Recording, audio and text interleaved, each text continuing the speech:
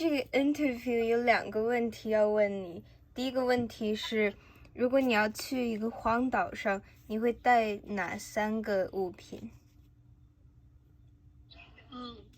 这个问题呢，首先决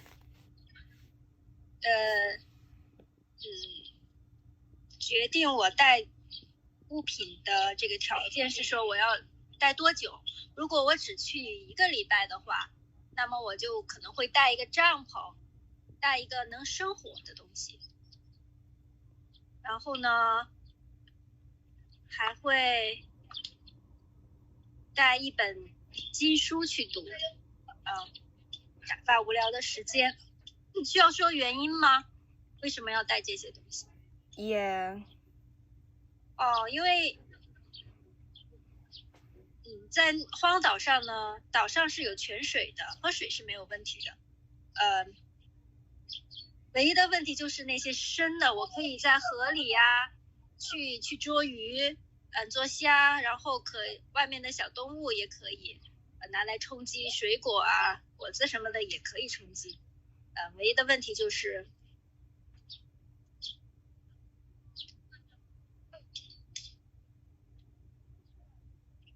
这些东西要煮熟才能吃，要不然会拉肚子，会生病啊。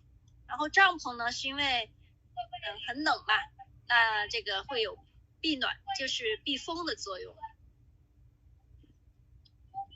还带了一个什么呀？还带书是因为这个打发无聊的时间。如果我要去不知道多长时间的话，比如说1个月以上，那么我就会带一个工具箱。工具箱呢是可以，里头有军工铲，我可以去挖个洞，然后可以住在洞穴里头。然后工具箱里头呢还有很多的工具啊。然后第二个呢，我还是要带能起火的东西，比如说打火石啊，这种能生火的东西，解决我吃的问题。那么第3个呢，我会带一个医药箱，就是比如说割伤、划伤哪里的这种医药的东西，还有药品。医药箱里什么都有，就这3样东西。好，一个问题回答完毕。Okay, thank you. 然后第2个问题是，你什么时候知道你在生活上想要干什么，然后怎么发现你想要干什么的？真正发现我想要干什么的是自从生了小布布、小比安卡。那么钱呢，可能就觉得赚钱可能是最重要的事情。后来自从生完你以后呢，觉得陪伴你成长，然后呢和你一起快乐的去探索这个世界，这些已经远远超过世界上的任何的事情。那么就是人生是分很多阶段的，那么在这个人生最大最有意义的阶段就是陪伴你成长，然后直到你高中把你送出去这个阶段。那么到现在呢，我的意义有了新的转换，那么就是我要学习佛法，然后因为佛法能解决我们生死的问题那么我的人生分了3个阶段。第一个阶段赚钱，第2个阶段是生完你以后陪伴你，第3个阶段就是解决生死的问题，让我接触了佛法。好了，回答完毕。那你现在是不是就是跟 philosophy 有关，就是佛法的话？佛法和哲学非常不一样，哲学是一种逻辑，一种二元性的东西。佛法其实法就是很多人会把佛教和佛法分不清楚。其实佛法是在佛教里头，僧人是来传法的，这些寺庙啊、塔呀、这些建筑物呢是让我们接触佛法，僧人呢是传播佛法。那么法是什么意思呢？法的意思就是我们世界所有的其实我们所有的生物，只要我们但凡看到能感受到的，我们都是一体的。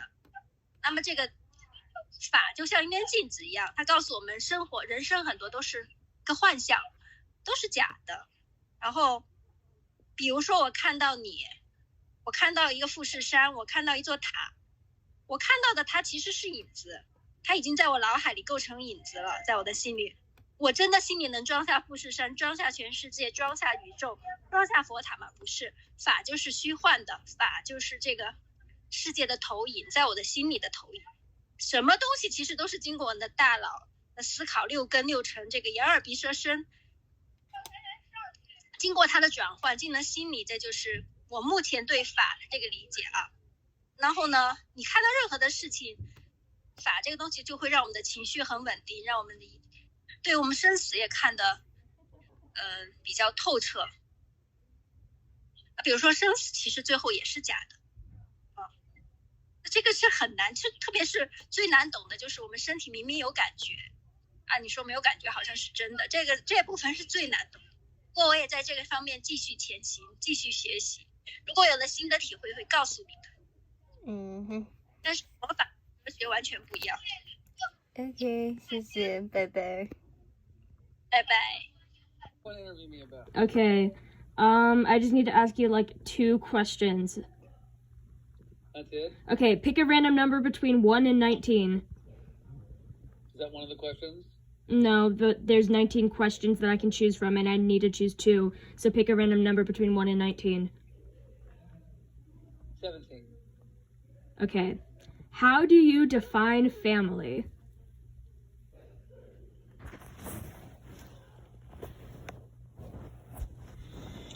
I mean,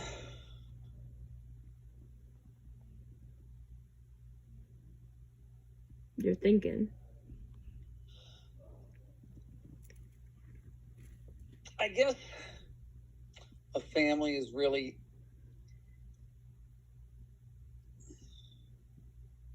generally I define family as people who are related by consanguinity. Okay. Which means, that's a legal term, means related by blood. Sanguine is from the Latin for blood. So consanguinity just means blood relations. So I mean, the lawyer in me thinks of just people who are related because they are either of blood or because they get married. But, you know, another part of me feels like family is just any group of people who take care of each other and love each other, and you know, I mean, but like a bunch of roommates, a bunch of people who are really good friends and care about each other, I don't know that I consider them family. I don't know. What's my definition of family? Well, that's hard. That's hard. Yeah, okay. Another random number between 1 and 19.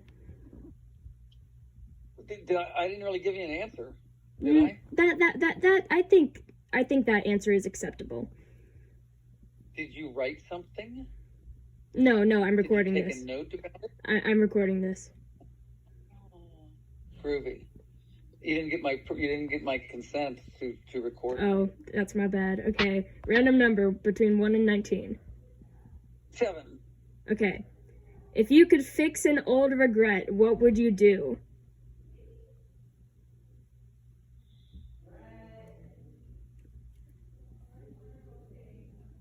Join the Army. Out of college.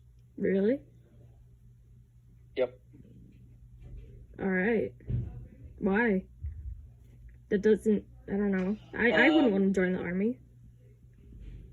Maybe not join the Army. Go into government service a lot earlier. Now that I work for the government, I realize that working for the federal government's fun.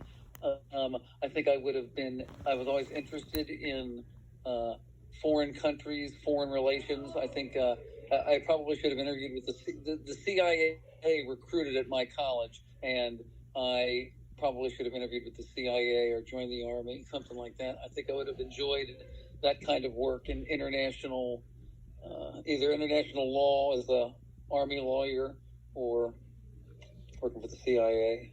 That's crazy. Okay, that's all I needed for the interview. Is this for Clyde? This is for Clyde. Hi, Clyde. Oh, am I still being recorded? Hello, Clyde. Okay, I'm gonna... You can record whenever you'd like. I am recording. All right. So I'm just gonna ask you like 2 to like 3 questions. Okay. Okay. So first question. Hold on, I can't read. What is the most important thing you learned as a parent? Oh my. Patience. Tell me more. Um, you have to be patient as a parent because when kids are younger, when they're babies, they just don't understand things, right?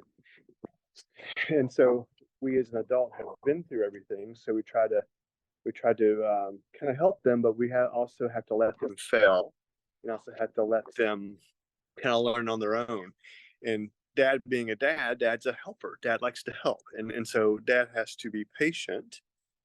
I have to be patient when working with you girls because my tendency is to help and get in and get involved, but I shouldn't do that because it's taking away from you to learn, because it's more important for you to learn than it is for me to do for you.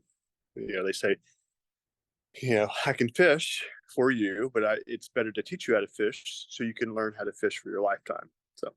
So the patience part is me being patient and allowing you guys you and Ab to learn and fail. And it's really hard for me. It's really hard for me to be patient as it is with that, because I want to get involved. But I think that's the biggest thing. So as babies, they just don't know, right? And you constantly learn the older you get. Now you're in teenage years where things are a little harder, I'd say.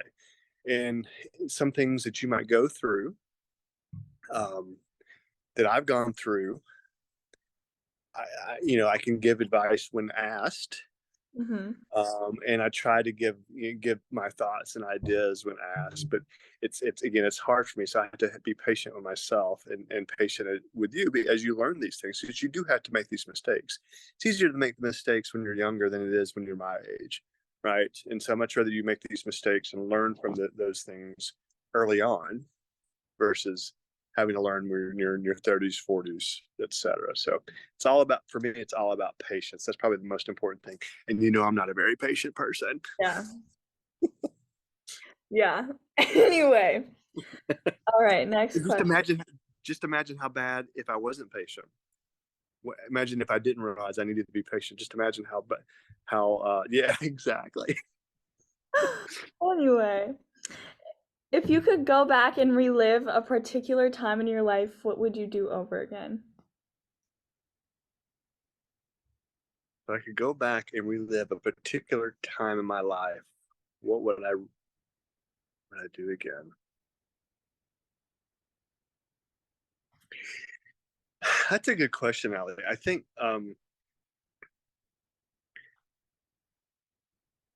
the older I've gotten, maybe not the older I've gotten, but I've realized there are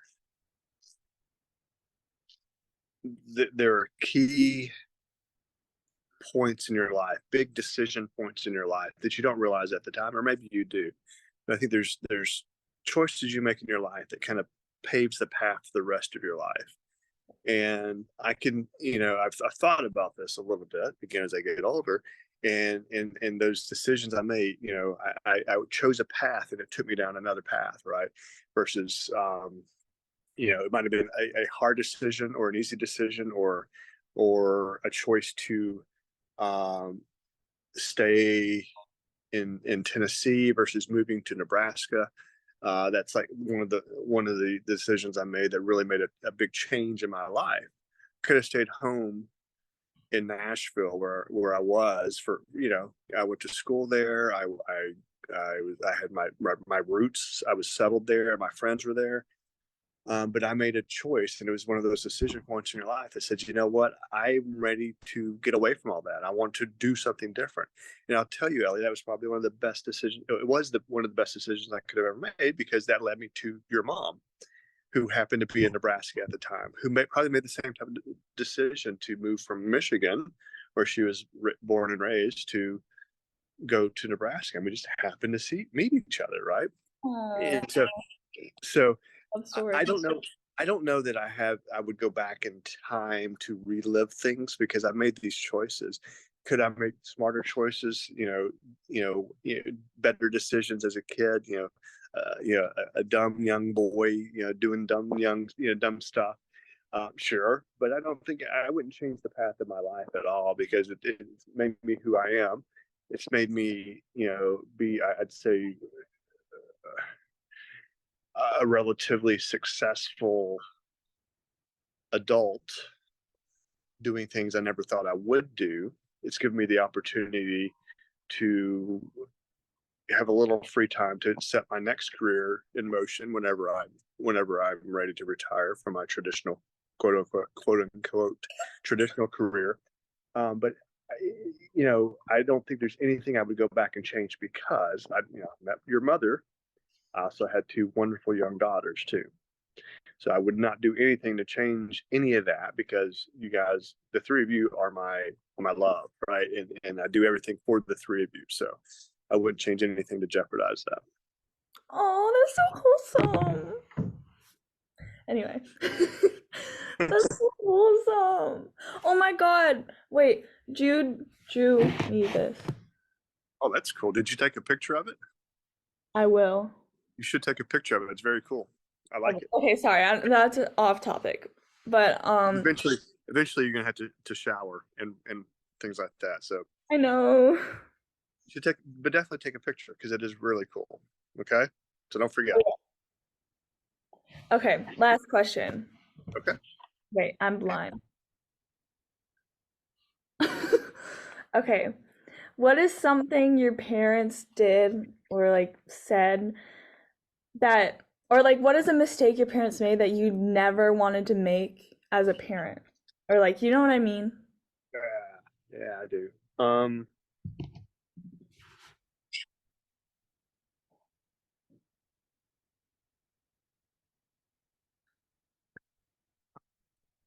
Mistake my parents. I don't know, sweetie. I think I'm sure if I reflect long enough, I can think of something.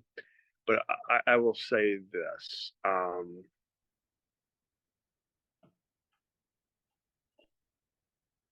I wanted to make sure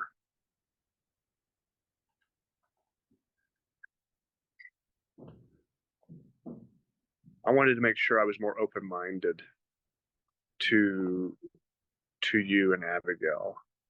And I know Mom and I are not perfect. We've done the best we can with the two of you. We've done what we thought was the best things, best decisions, to help you along your path, to make you successful, to give you opportunities to try different things, to find things that you enjoy, things that you don't, to succeed in things, to allow you to fail. I think what we've tried to do is just kind of not be so overbearing, if that makes sense. And meaning not so punitive, not so, I don't want to use the word punishing because that gives the wrong term. We wanted to give you guys open spaces. Oh, sorry, I can't talk. I usually talk with my hands and it's very hard for me not to. That's why I keep moving this hand. We want to give you the openness to make your choices, make your own choices. And we didn't want to be too overbearing in the choices that you make, right? Sure, we're parents. We want to help you out with things. We also need to be a parent too. We weren't going to let you be free willy, just willy nilly, just kind of doing things, whatever you want to, because we can't allow that. But I think Mom and I tried to be more open-minded than our parents were with us, not be so constrictive or restrictive with things. And ultimately, we parented, I think, the way we would want to have been parented. We know that our parents weren't perfect. We know that they did things that pissed us off and we didn't like. And we just didn't want to do the same. We didn't want to have those same mistakes with you all. And I want to make sure when you become an adult that you can have warm, loving adult conversations with Mom and I, because I was hoping with the type of relationship that we've created as your child in order, to allow that to happen. I hope so. We'll see. I can't. I can never do the heart thing. Wait, you just do a peace sign? Oh, you just did it! Wait, let's do a little I don't even know. There you go. like So, come to the camera so we can be a heart together.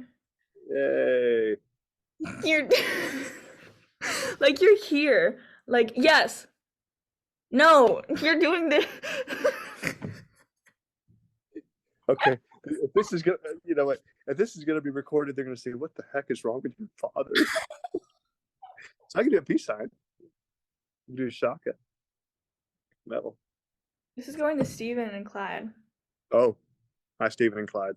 Really, really appreciate both of you very much. You guys are awesome with my daughter, and I really, really like that. She's my love, so take care of her, please. That's so wholesome. Okay, I love you, Dad. Thank you for. I love you. I love you too, Pumpkin. Did I answer all your questions? Do you need me to elaborate on anything? No, that was really good. Okay. Can I ask you a question? Yeah. And can you tell me a little bit more about the concept to completion project that you're working on? Okay, I will tell you. So you remember Whoop-De-Doo? Like, I mean, I know you don't know everything because like you weren't there. You're supposed to share a link with me too, by the way. It's not out yet. Okay, you be sure to do that. I will, because I You're want. being recorded. You're being recorded, so now it's proof. Yeah. But Okay. it's not out yet. But basically, so with Whoop-De-Doo, we were kind of like given a prompt, and then we were just like our prompt was like laundry room, which is like Okay. very broad, and then we had to come up with like a show that has to relate with laundry room. Yeah. Like really odd, but we did it. Pretty cool. So, this is kind of similar, not really though. Like there's a show called like December Works or something. I don't remember. Is that something Mom and I can come to? Yeah, if you want to in December. Will you let us know, please? Because let us know when you have dates, because we're just I would say a short drive. It's 3.5 hour, 4 hour drive, and in the winter it'll be a little bit longer, but that's okay.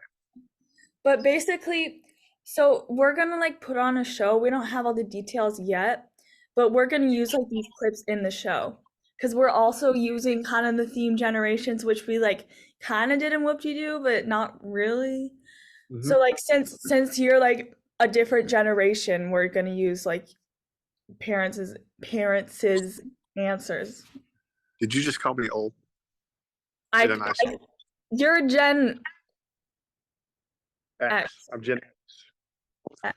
The best generation, by the way. I could get past that. They called us the slacker generation for a little bit because they thought we were a bunch of slackers, but they've come to realize that we were probably better adjusted than most so far. I mean, you guys hopefully will be better adjusted than we were, but no, I'm not gonna lie. I think you guys are the best generation because boomers had a hard time because their parents came from it was very tough then in the 20s and 30s, and I think I'm getting this right, the age right stuff, yeah. And the boomers saw the depression type stuff, the Great Depression that happened where people didn't have a lot of money, and so they came from not having a lot of money to where they were starting to become more successful, kind of living that American dream. But they also had a lot of conservative values and a lot of old values, if you know what I mean, with thoughts on diversity and inclusion and stuff like that. Yeah. So and then I like Gen X. You guys are cool. we had cool music too. Yes! Sorry. Did I tell you I started listening to the Smiths? I've always like kind of wanted to, but I haven't. And I listened to like 2 songs while I was walking to health services today, and I was like, Yeah, Morrissey is awesome. I mean, he's the crooner, and so, which are you listening to a certain album or Hold on, let me pull it up. Meat is Murder? The Queen is Dead. Queen is Dead is good. That's a good one to start with. I liked Big Mouth Strikes Again, and then Love that. there Love is that a song. light that never goes out. Yes, you know the book I'm writing. Yeah. So that there's a light that never goes out. I think that's a song in one of my chapters. And then if you like the Smiths, you should. So I'm glad that you're picking up on new music there because you're getting to hear more. But sweetie, you grew up on it. You just didn't realize it. The Cure is another one you'd like. We've talked about The Cure. So Kiss Me, Kiss Me, Kiss Me, I think that's the one. It's the one with Just Like Heaven on it. I think I got the right album, but you should check out the one that has Just Like Heaven. It came out in 87, 88 maybe. Mhm. So check that one out. The Cure, the Smiths, and then I just lost someone else, another band. I also want to huh? Go ahead. I also want to listen to the Smashing Pumpkins. I mean, I know Disarm. That's the only song I know. But it's such a bop. It is. Siamese Dream. That's the one that you want to listen to from Smashing Pumpkins. That's my favorite. Gish. Is it Gish? Gish is the one before that. The big popular one is Melancholy in the Heart or whatever. It's the one that has 1979. That's my least favorite album, but that's also the one that put them on the map. That made them really, really big. Yeah. Those first two albums, Gish and Siamese Dream. Siamese Dream, the beginning of it, just listen to it's 8 or 10 songs. It's a real quick listen, but it's just awesome. And then Gish is probably more raw than Siamese Dream. I see. Okay, cool. Okay, I love you. Thank you. I love you too, Pumpkin. I hope it helps, and I hope that I didn't make This was good answers. Good. I hope they make sense. I haven't had enough coffee, so if they don't make sense, sorry. Coffee. Caffeine is not good. Coffee's good for your dad, though, but caffeine is not good. You're right. So Jude used to always drink so much coffee during class, and Clyde would be like, "Stop!" Too young to drink coffee.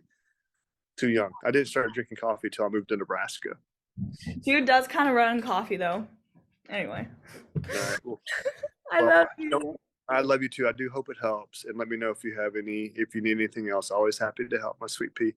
And you have a good rest of your day. Have a good weekend. Call me. We're gonna talk tomorrow. Tomorrow. All right. Thanks. Right on, sweet pea. Love you.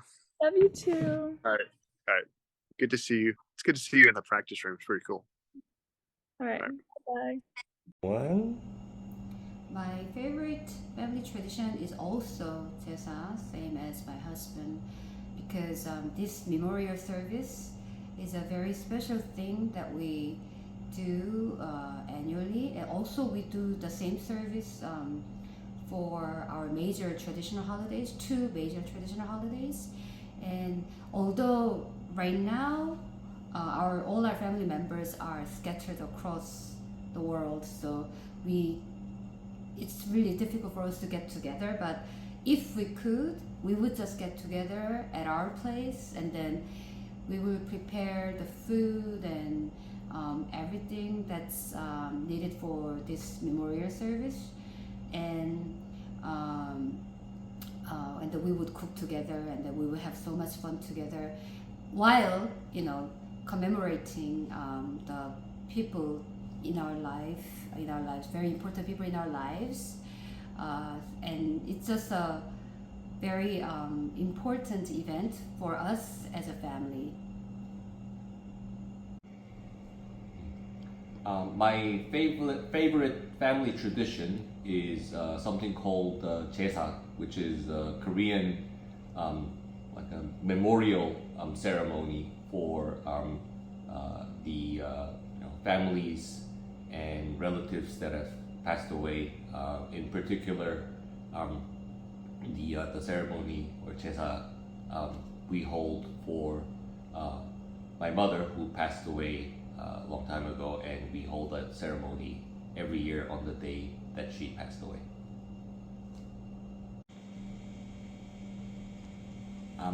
My biggest regret is at a time when my mother, who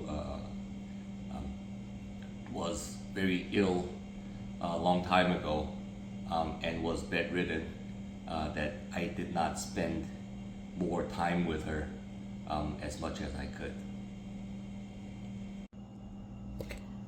My biggest regret in my life is that I left my hometown and my parents and my family, I think, way too early to go to college in Seoul, which is far away from my hometown. It was the right decision that I had to make and my family had to make for my own development and growth. But looking back, I realized now that because of that, I couldn't, ever since I moved, I couldn't spend as much time as I wanted with my parents, and now they are very old, in their 70s, and I just wish that I could have spent more time with them when they were young, and so that's it. Okay. Let's see. If you could fix an old regret, what would it be and what would you do? If I could fix what? An old regret. Oh. Okay.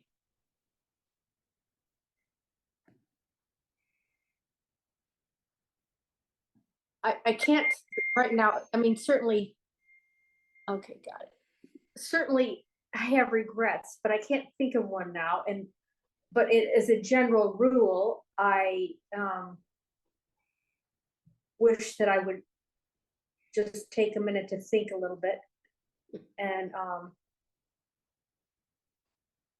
about the other person's point of view. Yeah. Okay. That's a good one. Yeah. Okay. Is there anything you wish you would have asked your parents? Oh, there's lots of things. I mean, I did talk to my parents a lot, but I talked to my mom a lot more. Yeah. And so there's things that I wished I'd asked my dad, plus he died quite a while ago.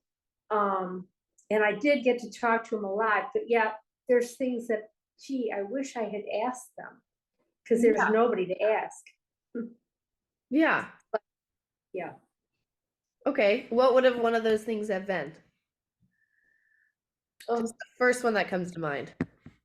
That's the trouble. I'm kind of like not really prepared. There's some things about the war. He was in World War II, and I can't think of specifically one of the things, but I didn't know enough about it. I read so much about it and understood it so much later in life, and I just didn't know enough to ask him more about certain details that he experienced.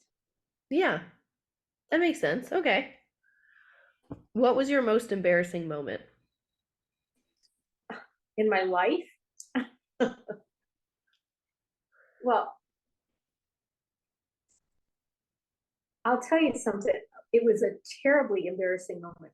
In high school, I once dropped a bottle of makeup and it broke. And, right in the hall, and I was like devastated. It's funny, that should be the thing I should think of. Yeah.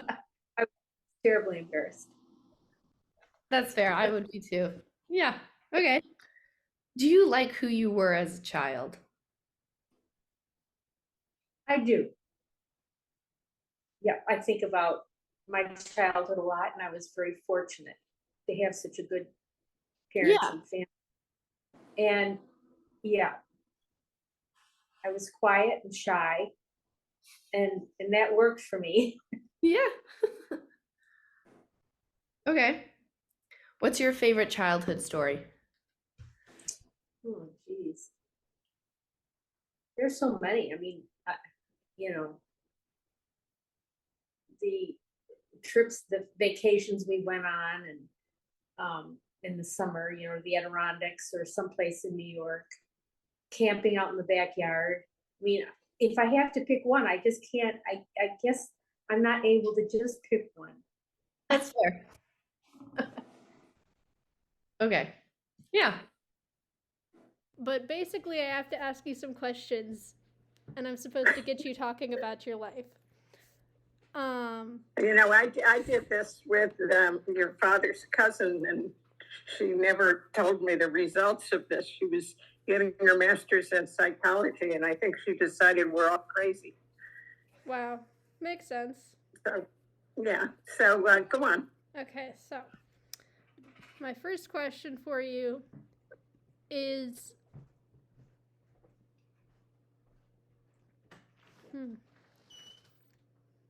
if you could go back and relive a particular time in your life, what would you do over again? Well, if I could do that, I wouldn't tell you. Grandma. Well, you know, I don't know. Other than a particular time. Okay, we can do a different question. Let's do another question. Okay. Well, I guess I can't ask that one either. Well, you can ask it. Okay. What's the craziest thing you've ever done that you can tell your 17-year-old grandchild? Well, I think it was kind of crazy for me to go to Ohio to college not knowing anyone, because I didn't want to be able to go home every weekend. You know, when you're 10 hours away, it's not something you're going to just... I didn't want a commuter school, I guess I should say. Interesting. And it was a Lutheran school, and I was not Lutheran, but what the heck, you know? Why not? Yeah, that's what I figured. Okay.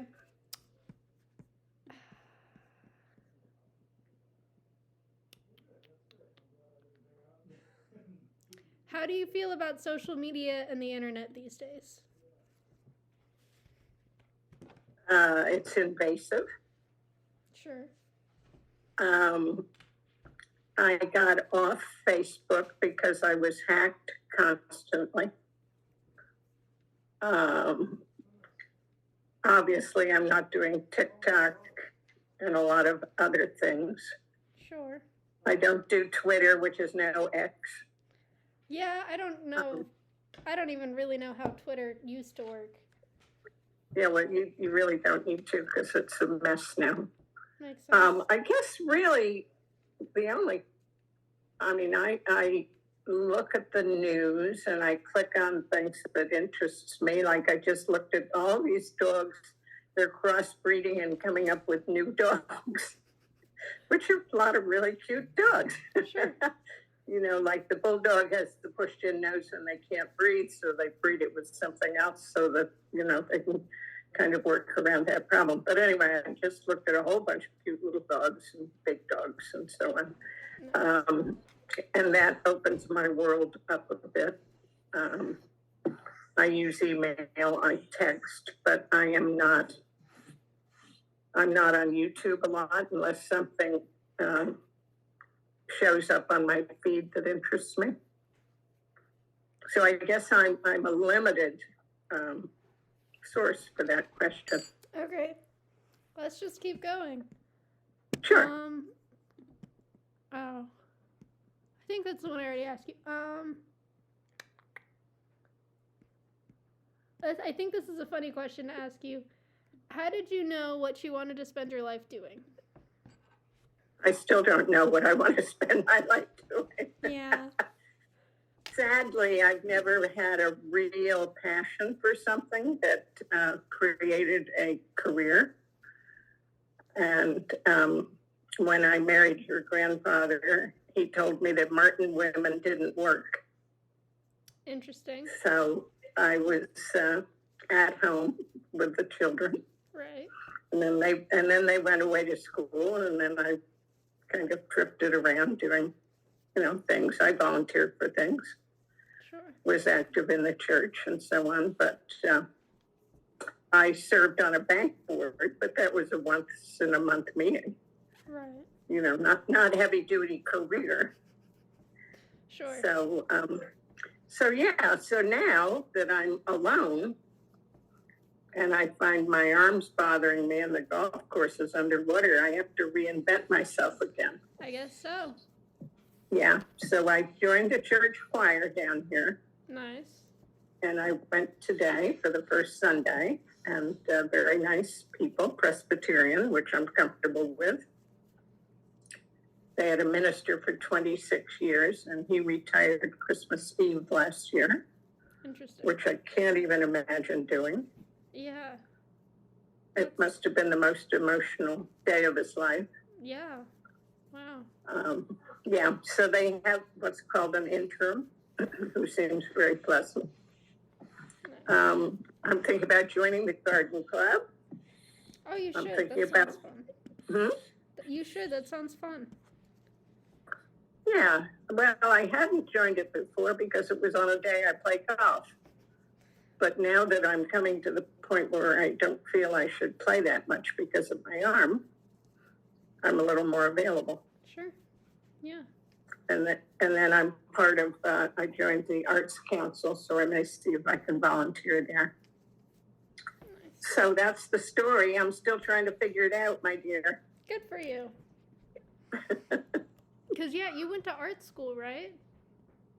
I went to Wittenberg University, which was a liberal arts school, and I failed freshman English after having been Dean's List at Newton High School. Wow. I was told I wrote naively. And of course I was naive. Sure. So he failed 7 of us. He was a new teacher. So I ended up majoring in art because it was a lot more fun and a lot less stress. Makes sense. I didn't have to do math and science, and languages, because I really struggle with that.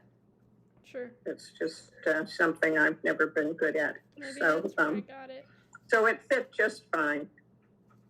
Interesting. Mm-hmm. Do you consider your quilts art? Yes, that's an outlet. I can use color and not so much texture, except for the hand quilting and depending on the batting you use and so on. But that is definitely art. It's not. Yeah. It's my art. My quilts are very simple these days. Sure. Well, thank you. Do you want to keep going, or are you bored of questions? Oh, you can keep going if you have more questions. They gave me 19. I don't think we're gonna get to 19. Did you like who you were as a child? Well, when I was a kid, we didn't think about that sort of thing. We just did it. Yeah. I had a nice neighborhood. And actually, my oldest friend I just saw when I was in New Jersey because we went through school together. Wow. And we just had my 60th high school reunion. So I saw him and his wife, Nancy. And he says he still loves me. Interesting. Calls me Sweet Sue. But when we were little, he lived down the hill and I was up higher. And so we planned to meet in the middle, and we were little kids, and we'd run down the street and give each other a hug. And I used to play in a sandbox. That's adorable. Oh my gosh. Yeah, that was fun. And we had a kind of a corner in front of my house, and that's where we played baseball. And we could sled down that street because it went up higher until they got snow plows. And that just ruined the sledding. Awful. But my mom used to come out with us. It was fun. Wow. Yeah.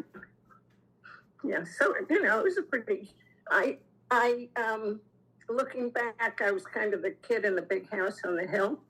Interesting. So it always kind of set me apart from a lot of people. For their problem, not mine. And,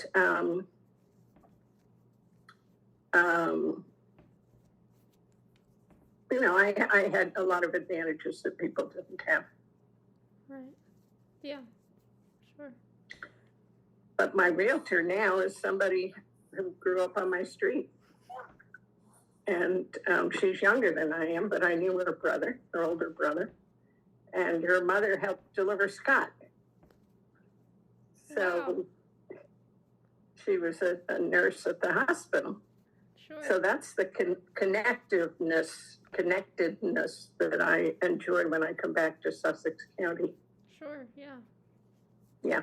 Wow.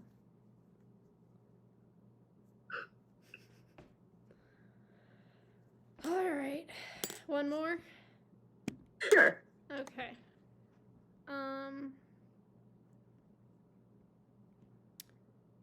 What is or was your favorite family tradition? Or did you have one? Well, Mother did a nice Thanksgiving, Christmas holiday sort of thing.